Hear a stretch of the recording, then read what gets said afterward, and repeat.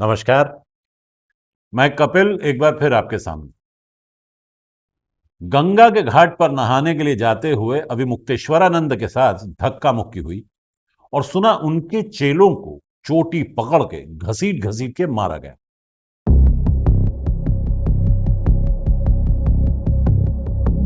अब इससे एक इंदौरी शायर की दो लाइनें सिद्ध हो गई। लगेगी आग तो आएंगे घर कई जद में, यहां पे सिर्फ हमारा मकान थोड़ी है। मजेदार मामला यह है कि अभी तो इस मामले में यही तय नहीं हो पा रहा है कि हिंदुओं का कोई संत पीटा गया है या ऐसे ही किसी भगवादारी को पकड़कर पीट दिया गया है। अजय सिंह बिष्ट उर्फ आदित्यनाथ की सरकार यह साबित करने पर तुली है कि उनके मुताबिक अभी मुक्तेश्वरानंद क्योंकि शंकराचार्य नहीं हैं, इसलिए उन्हें या उनके चेलों को पीटा जाना कोई बड़ी घटना नहीं मानी जानी चाहिए। और सरकार को यह अधिकार होना चाहिए कि वो जिस साधु से खुश ना हो, जिसको वो पसंद ना करते हो, उसे इसी तरह चोटी घसीट कर पीटा जा सकता है। शंकराचार्य के इस विवाद में कई विद्वान लोगों ने अपनी राय दी है, इसलिए यहां यह बात करने का कोई मतलब नहीं है कि अभी मुक्तेश्वरानंद सही, शुद्ध, असली वाले शंकराचार्य हैं या नहीं। मुझे तो वैसे भी कोई मतलब नहीं है। भाई यूपी में गंगा है, बनारस है, गोरखपुर भी है। उसी गोरखपुर में जो मठ है, उसके महंत आजकल पूरे यूपी के महंत बने हुए हैं।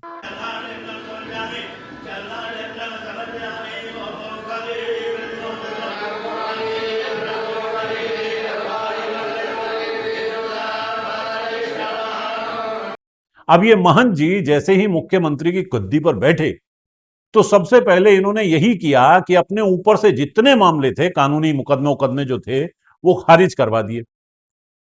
पर अगर सवाल ये हो कि भाई जब न्यायालय ही तय करेगा कि अभी मुक्तेश्वरानंद शंकराचार्य हैं या नहीं हैं, तो भैया गणित के हिसाब से अजय सिंह बिष्ट उर्फ आदित्यनाथ के मामले में कौन सी कोर्ट ने यह फैसला दिया है कि यही गोरखपुर के असली महंत हैं। कहने का मतलब यह है कि या तो मामला ऐसा हो कि देश के हर मठ, गढ़ और संप्रदाय के महंत को तभी शुद्ध, असली, देसी घी वाला महंत माना जाए जब कोर्ट यह तय कर दे कि हां भाई यही असली महंत है। और अगर ऐसा न हो तो सबसे पहले सबसे पावरफुल वाले महंत से सवाल किया जाए। महान भारतीय परंपरा का असली सच हमें इन्हीं सबसे पावरफुल वाले महंत जी ने बताया। सच यह है कि जो माइक पे बोल सके वो संत महंत और बाकी सब कालनेमी। कोई धर्म के खिलाफ आचरण करता है, क्योंकि ऐसे तमाम कालनेमी होंगे जो धर्म की आड़ में सनातन धर्म को कमजोर करने की साजिश रच रहे होंगे। अच्छा, सनातन की रक्षा कौन करता है भक्तों? जैसे तंदुरुस्ती की रक्षा लाइफ बॉय करता है, ये तो हमें पता है। लाइफ बॉय 90% से ज्यादा कीटाणुओं को मारता है, शायद 99% कीटाणुओं को मारता है। वैसे ही सनातन की रक्षा करने वाले यही महंत हैं। सुना है देश में 4 शंकराचार्य हैं, लेकिन वबाल इन्हीं एक शंकराचार्य पर कटा है, अभी मुक्तेश्वरानंद पर। बाकी 3 शंकराचार्य जो हैं वो इस वबाल से अलग थलग हैं।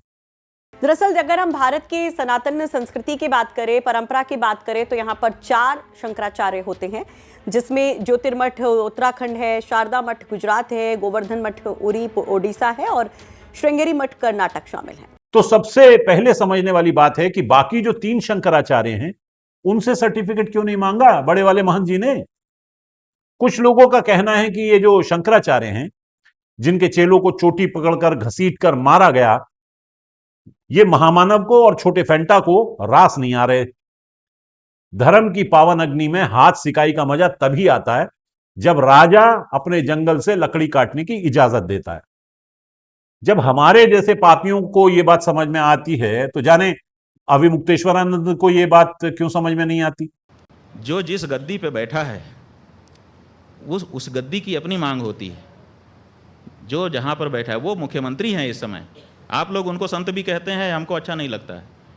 वो महंत और राजनेता दोनों एक साथ कोई नहीं हो सकता। ये जो सबसे पावरफुल योगी हैं, जिन्होंने अभी यूपी की सत्ता संभाली हुई है, इन्होंने धर्म और राजनीति में संतुलन बनाना सीख लिया है।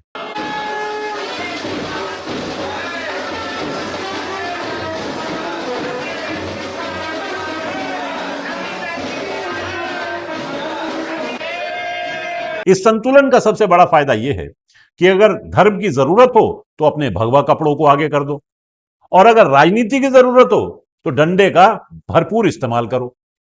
हिंदूवाद, जिसे अंग्रेजी में हिंदुइज्म कहा जाता है, उसकी सबसे बड़ी खूबी यह है कि एक योगी दूसरे संत को कालनेमी भी बुला सकता है।